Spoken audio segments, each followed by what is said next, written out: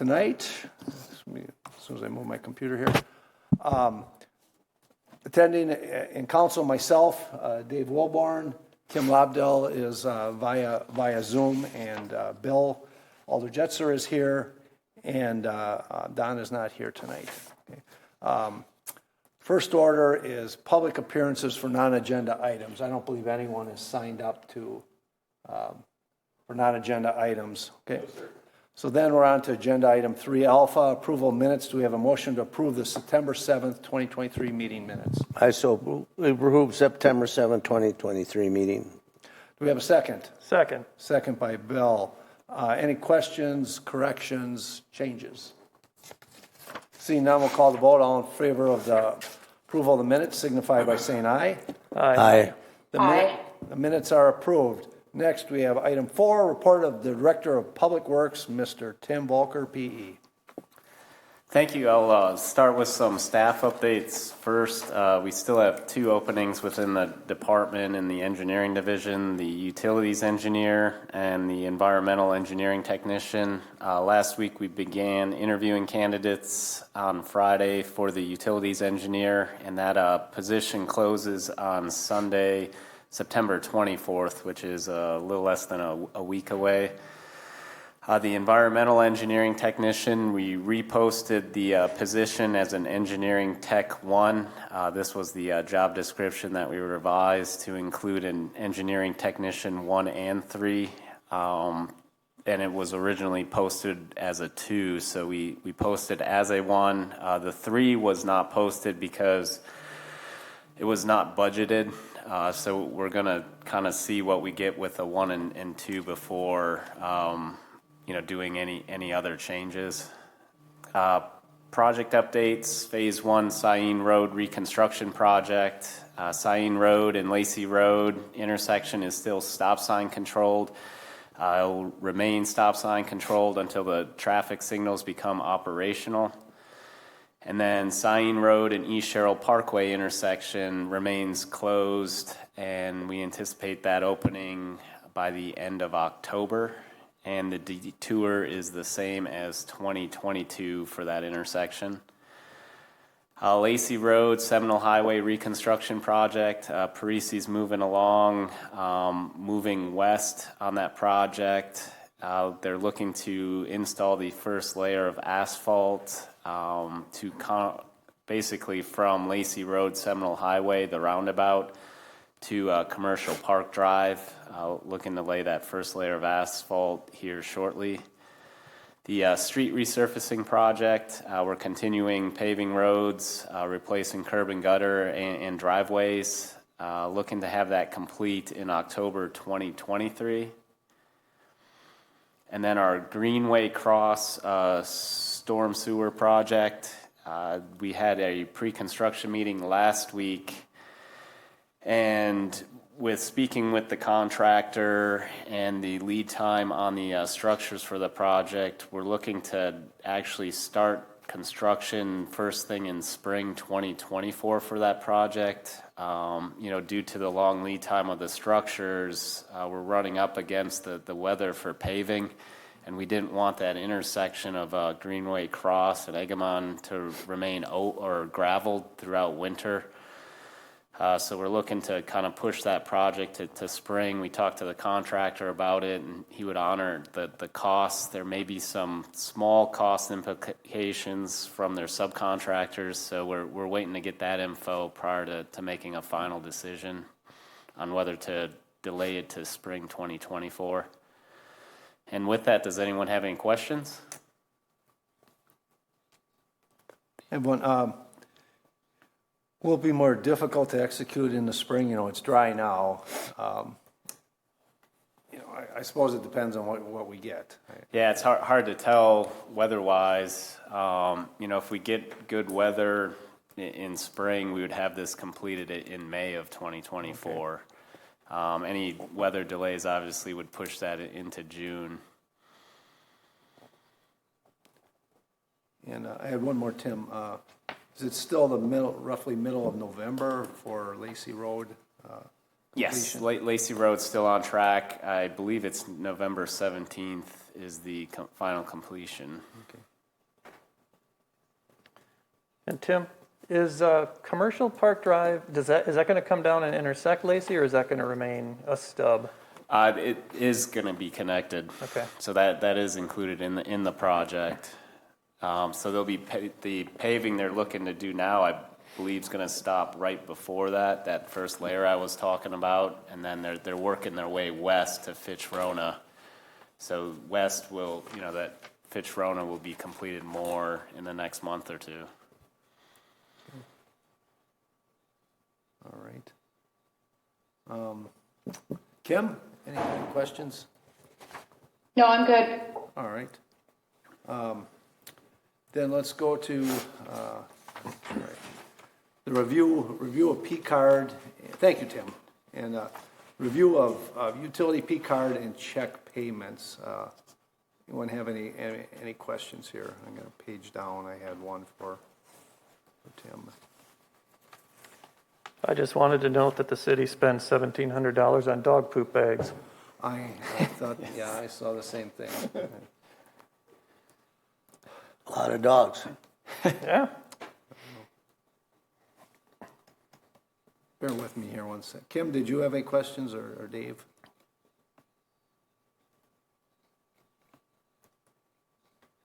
Oh, we lost her voice. I can't hear you, Kim. I think you're muted. You're muted, Kim. Is that an annual cost? I mean, how often do you buy these dog I poop hope that's bags? annual. Maybe it's I more looked than back that. through previous agenda packets specifically looking for dog waste bags, and I found one from a year ago, so I'm assuming that's annual. I think you're right, Bill. Yeah. And Tim, I gotta make it bigger here. There were a number of check number 125589. They're all that's that same number from 823 to South Central Construction, and the water repair. There was 5 of those. Was those did we have? One was on Burnwall Circle, Lyman Road, Modernair, Crescent, and Osmondson.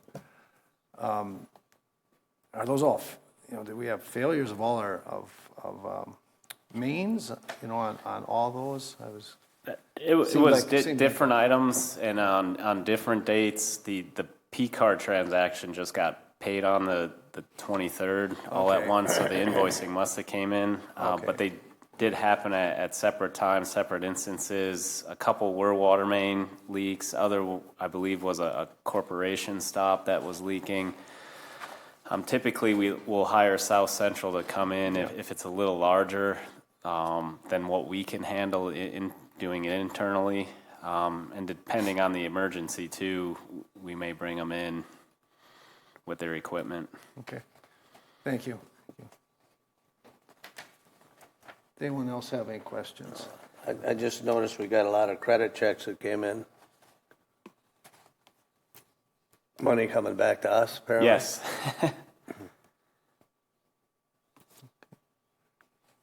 With that, any other questions? Okay. Thank you, Tim. You're welcome. What I'd like to do is I would entertain a motion to amend the agenda to move item 7 here ahead of item 6, and we'll stop at 6 o'clock if we're not through those agenda items. So I'd entertain a motion to amend the agenda. I move we move item 7 above item 6 and stop at 6 o'clock if we don't get through it all. Okay. We have a second? I'll second it. Second by Will. All in favor signify by saying aye. Aye. Aye. Aye. The agenda is revised, so we'll start with 7A, Resolution R-171-23, accepting subdivision improvements in Chapel Valley Plot, Lot 54. For those of you who don't know, that's it borders McKee Farms Park, And these have been accepted and reviewed by the city. Tim, you want to add anything on this? Just that we have inspected and conditionally approved the subdivision improvements for Lot 54. There's a couple minor punch list items that we feel comfortable continuing moving this forward in the approval process, and just looking to accept the municipal improvements that were constructed for Lot 54. And that's it. Okay, if they're not, if your punch lists aren't done by council, let me know and we'll defer. Will do. Defer it. Okay. Any other questions? I don't know if this is included in there or not, but I have received a complaint from a neighbor across the street because the lights in the parking lot flood her home. And I've followed up with Deanna, who said these lights are in fact dark sky compliant and full cutoff, even though from across the street, there's a direct line of sight to the actual light source itself. Do you know anything about those particular lights, or whether any additional shading could be added on to them after the fact? No, I know development was kind of working on it along with the building department, looking into the lights, and we were just kind of copied on the emails for that, but Public Works wasn't involved in the review of the lights. Okay, so the improvements that we're talking about today, strictly The water, sewer, et curb, cetera. paving, sidewalks. Is there a future, Alder Jetzer brings up a good point, if they've made it, I don't want to say unbearable, but, the parking lot lights, obviously they want for safety, but if it's now making it onerous, I'd like some leverage on them before we approve everything. But I think this is the only approval we'll have, I believe. One. For Board of Public Works, correct. As far as the other departments, I'm not Okay. entirely sure on what would get approved through the development department. Well, Bill, can you, I'll task you with this. Remind, when this comes before council, if we haven't got some resolution on it, then, I don't want to approve it. Once we do, then we have no leverage to, get them to do anything different, whether it was, install some shading on those ones. I don't know anything about it, but I don't want to give up any leverage we have to help the homeowner. I don't know that we actually have any or not. I mean, Yeah. the plan commission said dark sky compliant, full cutoff, and, per the planning department, that's what got installed. But I'm just wondering if, discussion for another meeting, but maybe we need to revise our requirements on lighting. I don't know, yeah. I'm not an illumination engineer. It seems like it was dark sky. Do you have a number for the resident? I'd like to go down there at night sometime and see. It's the one directly across from the Do you have an address number? Is that address number? No. I can get you an address. Could yeah. you do that? I'll swing by there some night and just look. Okay. Any other questions then? All right, call the vote. All in I favor? don't think we made a motion on that. Oh, we have a motion to approve Resolution R 17123.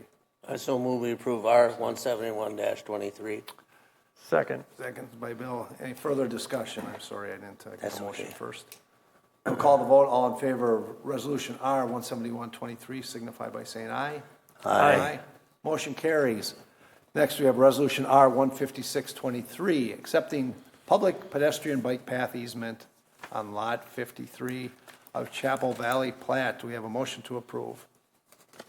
I'll move to approve. Moved by Kim. Do we have a second? Second. Second by Bill. We have the easement connecting into the existing bike path, I believe is what this is. It comes across the property.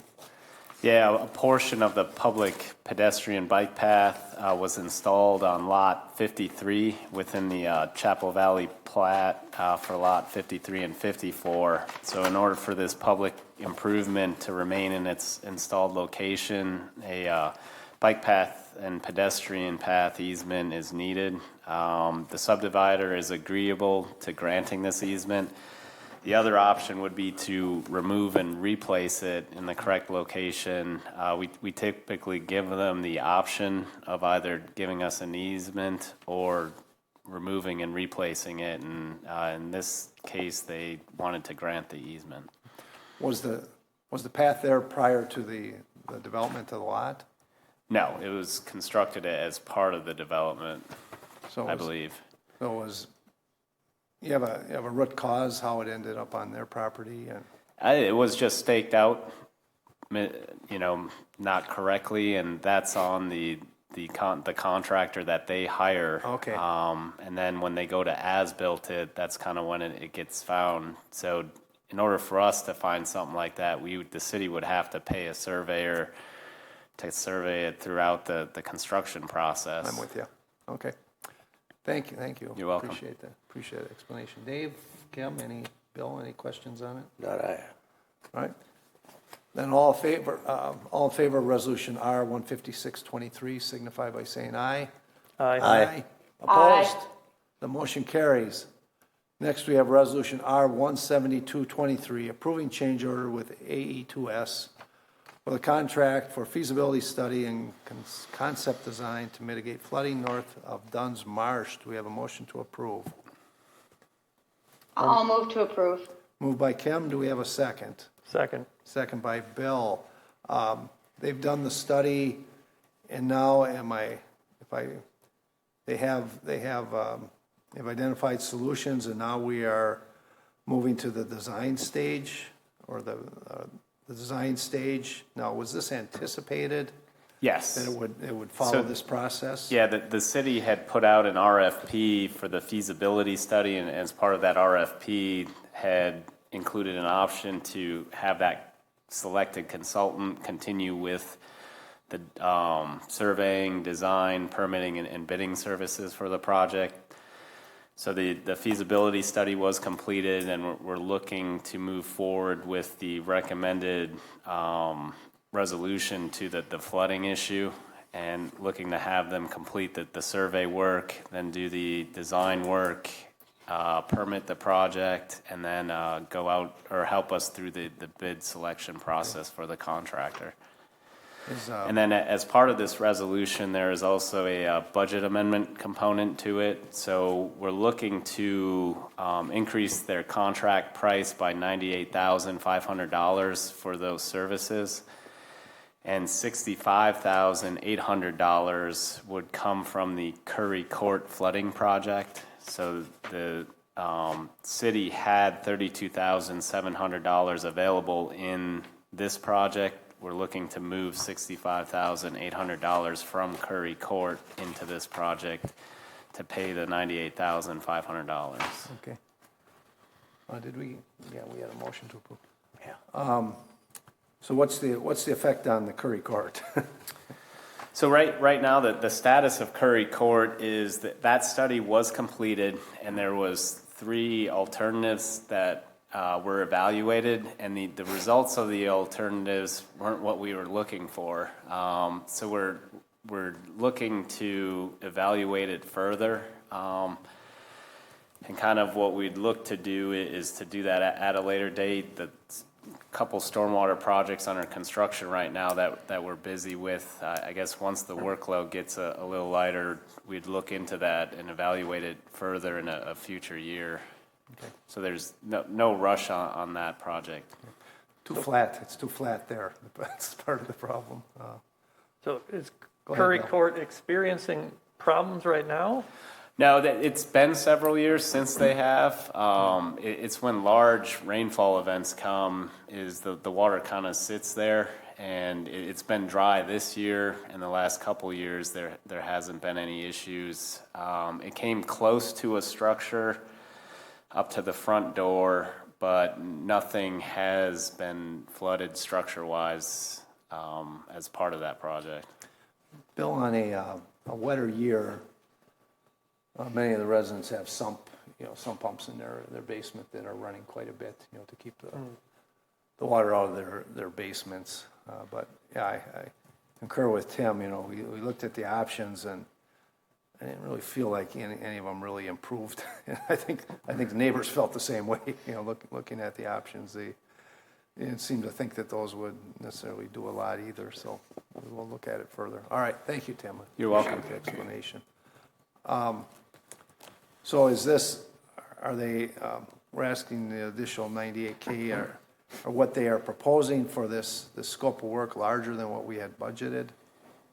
Is that why we're asking for the 98, or why we're, you know, transferring to 68K, or we just 65K, or we just figure that's available, you know, we're, Yeah, we obviously evaluated the proposal we received from AE2S, and it is reasonable. You know, we expect the project to cost somewhere around $750,000 for construction, so design is about 12% Okay. of that, and that's, you know, typically what we see for our projects for design purposes. you read my mind. I was going to ask if there was a benchmark on the size of the project. I think that's something Alder Jetzer is very familiar with in his work as an analyst, looking at that type of thing. Anyone else have a question on that? It's the, I will just add, you know, we haven't had, you know, large rainfall events. It's been all right down there this year. You know, there haven't been any problems, but that can change pretty quickly. Kim, anything on that? No? Dave? No, I'm good. Okay. Don't call the vote. All in favor of resolution R 17223 approving change order for AE2S signify by saying aye. Aye. Aye. Opposed? Aye. Motion carries. Next, we have 7 Delta. Resolution R 16023 approving First Amendment to Agreement for Subdivision Improvements in the Usona Certified Survey Map. This was postponed from September 12th. Do we have a motion to approve? I so move we approve resolution R-160-23. Moved by I'll Wilborn. second. Second by Kim. This was, you know, we were, at the last Board of Public Works, we were talking about the sidewalk versus path quite a bit. So what changed that we, you know, it was asked to be re-referred back here from council, Tim? So what changed from previously, which the previous agenda item was on the August 21st, 2023 Board of Public Works agenda. So since that time, Phase 2 has changed. Previously, it was a 5-foot sidewalk proposed within Phase 2, and we changed that to an 8-foot wide bike path. And then we also removed a mid-block crosswalk. The mid-block crosswalk was placed in between 2 curves on the road, and we felt that the sight distance there, it would be better served to have that bike path cross up at the roundabout versus a mid-block crosswalk sandwiched in between 2 curves. So hence the reason we increased the bike path to 8 feet from the 5-foot sidewalk to continue the same width of bike path from the south. Okay. What is the provision in the future to evaluate the retaining wall? There was something about that in there. Yeah, so as I believe the retaining wall will be evaluated, you know, to see if the bike path can fit in between there and the existing roadway. So we'll take a look at that as part of the Phase 2 once they move forward with that. Okay. Thank you. I think we're all, you know, it seems more consistent with the solution you've came up with. Bill, any questions? I know you looked at this pretty hard. Yeah, what is the width on the actual width? Because the Phase 1 is complete. Correct. And how wide is that path right now? That is 8 feet wide, and the reason it was made 8 feet wide is to connect to the path to the south where it connected at the lot line, which was also existing. Okay, the city's bike ped plan says that multi-use paths should have a minimum width of 10 feet. And I wasn't sure how we wound up with an 8-foot path. That is a good question. I'm not quite sure when that was constructed. You know, it was constructed several years ago, so I don't know how the city had ended up at 8 feet for that portion. It's new enough that it doesn't yet appear on the Google Maps satellite view. The phase one you're speaking of, or Correct, phase one. I'm talking about the path to the Oh, south was the 8 path to feet the is where south. that connected. Yeah, that so I one's don't been know there a how long that time. ended Right. up at 8 feet and when that was connected. So that phase one was made 8 feet because of what was already constructed to the south. Okay. So I don't know why the city had allowed that to be constructed at 8 feet at the time. But the purpose of phase one being constructed at 8 feet was to connect to the existing 8 feet to the south. You recall anything, Dave? Why, it's 8 feet Yeah. on Lacey Road? No, on Woods Hollow. Woods Hollow, going over to Glacier. No, I don't know why that was done that way, but I know Lacey Road was done that way because everybody living on it didn't want 10 feet. Yeah, yeah. I don't know if it had to do with the, maybe where the retaining wall is. Maybe can't that was a remember on that. compromise they made. Okay. Well, I'm fine with that width there, even though it's not in city standards. Any other questions then? We'll call the vote. All in favor of resolution R-16023, signify by saying aye. Aye. Aye. Opposed? The motion carries. At this time, we'll just recess for a couple minutes. At 6 o'clock, we'll start our public hearing on the preliminary assessments for the street and park improvements. We'll take that up at 6 o'clock. We got about a couple minutes here yet, folks. So Yeah. I'll just add, when you want to talk, we'll have you come up and talk at the podium, and I'll ask you to state your name and your address for the record. So. I don't believe anyone is looking to.